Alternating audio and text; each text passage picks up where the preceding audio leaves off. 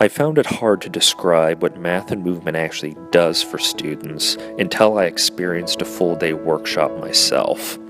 What I witnessed when I had that chance to attend and help lead one was extraordinary.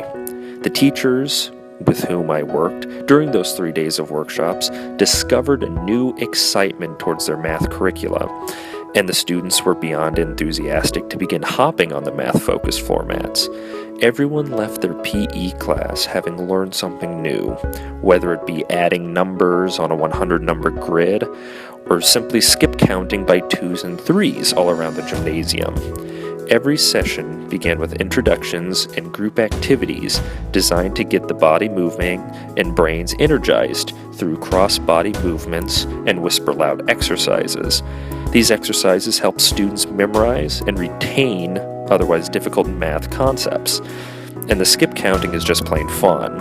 Every student I talked to found themselves out of breath, but happily confident in their skip counting skills. Some students even learned place values up to the 10,000th place. All of this was accomplished by simply moving to the numbers.